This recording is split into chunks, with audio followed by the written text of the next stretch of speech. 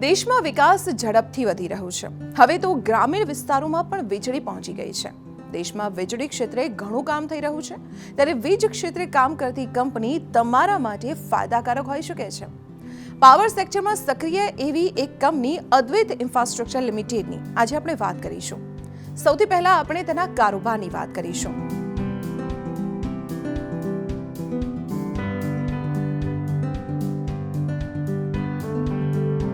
તો વર્ષ 2010માં સ્થપાયેલી કંપની અદ્વૈત infrastructure limited એટલે કે AITL પાવર ઇન્ફ્રાસ્ટ્રક્ચર ઇન્ડસ્ટ્રીમાં સક્રિય છે. આ કંપનીના ઘણા વર્ટિકલ છે. આ વર્ટિકલમાં turnkey telecommunication projects, power transmission installation, power substation અને ટેલિકોમ પ્રોડક્ટ્સનો સમાવેશ થાય છે. કંપની પોતાના ગ્રાહકોને એન્ડ ટુ એન્ડ સોલ્યુશન્સ પૂરા પાડે છે, એટલે કે વીજળીના ટ્રાન્સમિશન, સબસ્ટેશન અને ટેલિકોમ્યુનિકેશનમાં જે ઇન્ફ્રાસ્ટ્રક્ચર તૈયાર થાય છે તેના માટે કંપની ઘણી પ્રોડક્ટ્સ અને સોલ્યુશન્સ પૂરા પાડે છે. હવે આપણે વાત કરીશું કંપનીના ફ્યુચર પ્લાન્સ અંગે. તાજેતરમાં જ કંપનીએ ગ્રીન એનર્જી કારોબારમાં એન્ટ્રી કરી છે.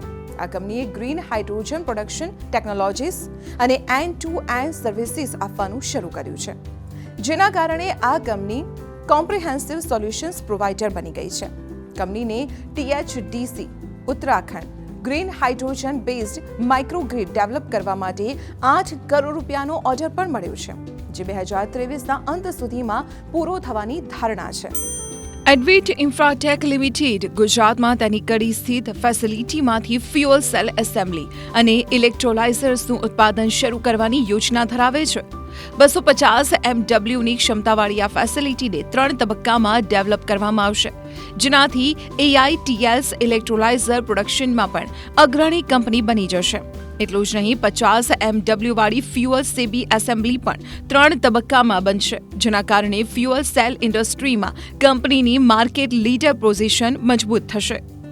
આ ઉપરાંત કંપની કાર્બન ક્રેડિટ માર્કેટમાં પણ એન્ટ્રી કરવા જઈ રહી છે અને સોલાર PV કારોબારમાંથી વાર્ષિક ₹10 થી 12 કરોડની આવકનો લક્ષ્યાંક રાખી રહી છે. એટલું જ નહીં, કંપનીએ અદ્વૈત ગ્રીન એનર્જી પ્રાઇવેટ લિમિટેડ નામથી એક પેટા કંપની પણ રચી છે. કંપનીએ પોતાની ACS મેન્યુફેક્ચરિંગ ફેસિલિટીની ક્ષમતા વધારીને લગભગ 4000 ટન પ્રતિ વર્ષ કરી છે, જેને 2024માં વધુ વધારવાની યોજના છે. હવે વાત કરીએ કંપનીના ગ્રોથ ડ્રાઈવર્સની. AITLના કારોબાર માટે 4 મુખ્ય ગ્રોથ ડ્રાઈવર્સ છે. પહેલું ડ્રાઈવર છે જોરદાર execution skills. EPC power infrastructure ક્ષેત્રની કોઈ પણ કંપની માટે એક્ઝિક્યુશન્સ ખૂબ જ મહત્વનું પરિબળ હોય છે, અને અદ્વૈત ઇન્ફ્રાટેક માટે એક્ઝિક્યુશન સર્વોચ્ચ સ્તરનું રહ્યું છે. બીજું ડ્રાઈવર છે પાવર ટેલિકોમ ઇન્ડસ્ટ્રીમાં મજબૂત ગ્રોથ. સરકાર પાવર જનરેશન અને ટેલિકોમ કંપનીઓના વિસ્તરણ પર ભાર મૂકી રહી છે, જેને કારણે આ ક્ષેત્રમાં ગ્રોથના સંકેત મળી રહ્યા છે. ત્રીજું ડ્રાઈવ છે મજબૂત ક્લાયન્ટ લિસ્ટ. કંપનીના ક્લાયન્ટ્સમાં પાવર ગ્રીડ, અપાર, GSPL, siemens, UP power transmission જેવી મોટી કંપનીઓનો સમાવેશ થાય છે. પાવર ગ્રીડ સાથે તો આ કંપની એપ્રુવ્ડ વેન્ડર તરીકે કામ કરી રહી છે. ચોથું ડ્રાઈવર છે મજબૂત ઓર્ડર બુક. કંપની પાસે ₹227 કરોડની મજબૂત ઓર્ડર બુક છે, જે ફાઇનાન્શિયલ યર 23ની ₹102.6 કરોડની આવક કરતા બમણાથી પણ વધુ છે. આ તો વાત કરી આપણે કંપનીના ગ્રોથ ડ્રાઈવર્સની. હવે વાત કરીશું કંપની સામે રહેલા પડકારોની. કંપની સામે રહેલા પડકારો વિશે નિષ્ણાતો શું કહે છે તે સાંભળો. अद्वैत इंफ्रा एक ऐसी कंपनी है जो पावर इंफ्रा स्पेस में काम करती है और काफी गिने चुने प्लेयर्स है जो इस प्रकार का इक्विपमेंट बनाते हैं. जैसे कि ऑप्टिक फाइबर केबल तो सभी बनाते हैं, लेकिन ऑप्टिक फाइबर ग्राउंड वायर्स जो होते हैं वो काफी नीश प्रोडक्ट होता है जो अद्वैत इंफ्राटेक बनाती है. उसके बाद इनका इमरजेंसी रेस्टोरेशन सिस्टम नाम का एक काफी वेल नोन प्रोडक्ट है जो private sector as well as public sector power boards में काम में आता है. उसके बाद ये काफी तरीके के स्पेशलाइज्ड वायर्स बनाते हैं, जैसे कि एल्यूमिनियम क्लैड वायरिंग.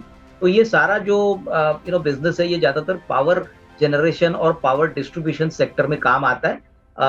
हाल ही में पिछले 1.5-2 साल से government as well as private sector बहुत ही ज्यादा फोकस पावर डिस्ट्रीब्यूशन के लिए कर रहा है और उसका फायदा कंपनी को मिला है. देखिए, चैलेंजेस का अगर हम बात करें तो ज्यादातर हमको ये देखना है कि पूरे एक ही सेक्टर के ऊपर पावर जनरेशन और पावर डिस्ट्रीब्यूशन पे ही इनका फोकस है, लेकिन इसको भी थोड़ा सा मिटिगेट करने के लिए अभी कंपनी ने क्या किया है कि इन्होंने हाइड्रोजन और फ्यूल सेल्स मैन्युफैक्चरिंग में एंटर करने की बात की है।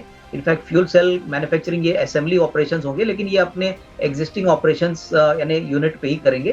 तो आने वाले साल 1.5 साल में कंपनी का मानना है कि हाइड्रोजन एज वेल एज ये फ्यूल सेल की जो मैन्युफैक्चरिंग एक्टिविटी रहेगी, यहाँ से भी उनको काफी बड़े कस्टमर्स मिलेंगे। तो चैलेंजेस तो मेरे ख्याल से यही है कि अगर ऑर्डर बुक सही टाइम पे अगर बढ़ती नहीं है या थोड़ा बहुत एग्जीक्यूशन का प्रॉब्लम हो जाता है तो ही कंपनी को दिक्कत होगी, लेकिन अभी फिलहाल तो लग रहा है कि कंपनी अपनी एग्जीक्यूशन पे काफी अच्छी तरह से काम कर रही है।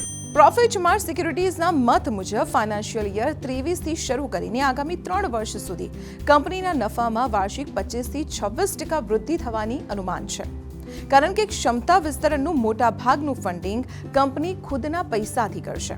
મહત્વની વાતો એ છે કે 2022થી કંપનીના ઓપરેશન્સ કેશ ફ્લો એટલે કે CFO પોઝિટિવ રહ્યા છે. ફાઇનાન્શિયલ યર 22માં ₹7 કરોડનો CFO ફાઇનાન્શિયલ યર 23માં વધીને ₹13 કરોડ થઈ ગયું છે, જ્યારે આ સમયગાળા દરમિયાન ડેટ 14 કરોડથી વધીને માત્ર ₹20 કરોડ જ થયું છે. પ્રોફિટમાર્ટ સિક્યુરિટીઝના મત મુજબ ફાઇનાન્શિયલ યર 2024માં કંપનીનું વેચાણ ₹138 કરોડ અને ફાઇનાન્શિયલ યર 2025માં ₹179 કરોડ રહેવાનું અનુમાન છે. તેવી જ રીતે ફાઇનાન્શિયલ યર 2024માં નફો ₹14.9 કરોડ અને ફાઇનાન્શિયલ યર 25માં 20 કરોડ રહેવાની સંભાવના છે. એટલે કે આ નાણાકીય વર્ષમાં EPS 14.6 અને ફાઇનાન્શિયલ યર 25માં 19.6 રહેવાનું અનુમાન છે. નાણાકીય ટ્રેક રેકોર્ડમાં સ્થિરતા, જોરદાર ઓર્ડર બુક, મજબૂત પ્રોડક્શન ડોમેન અને ડોમિનન્ટ માર્કેટ શેરની સાથે સાથે મજબૂત પ્રમોટર્સને કારણે શેરનું રી-રેટિંગ થવાની સંભાવના છે. સપ્ટેમ્બરના પ્રથમ સપ્તાહમાં આ શેર ₹410ની આસપાસ હતો. છેલ્લા એક વર્ષમાં આ શેરે લગભગ 59% શાનદાર આગેકૂચ દર્શાવી છે. देखिए, मुझे लग रहा है कि अद्वैत इंफ्रा की वैल्यूएशन की अगर हम बात करें तो उसके पहले मैं कहूंगा कि जो अर्निंग्स ग्रोथ है अगले 2 साल का वो बहुत ही स्ट्रांग होने की उम्मीद है. इस साल हमको लग रहा है कि कम से कम 15-16 रुपए की अर्निंग आएगी और उसके बाद जो FY25 है कम से कम 20-21 रुपए की अर्निंग आने की उम्मीद है. हमको लग रहा है कि काफी बड़े orders hydrogen as well as fuel cell के आने की बाकी है, जो सेकंड हाफ FY24 के लिए आने की उम्मीद है. तो यहाँ से मुझे लग रहा है कि कम से कम 540-550 का एक टारगेट प्राइस पॉसिबल लग रहा है. स्टॉक थोड़ा सा भाग चुका है, लेकिन अगर किसी को खरीदना है तो हमको लग रहा है कि SIP मोड में आपको इसको खरीदना चाहिए. कम से कम 540-550 over the next 12 to 15 months target price possible लग रहा है. દેશમાં વીજળીની માંગ સતત વધતી રહેશે અને આ કંપનીનો કારોબાર પણ વધતો રહેશે. તો નિષ્ણાતોના મત મુજબ આ કંપનીમાં કરેલું રોકાણ તમને ચોક્કસથી ફાયદો કરાવી શકે છે.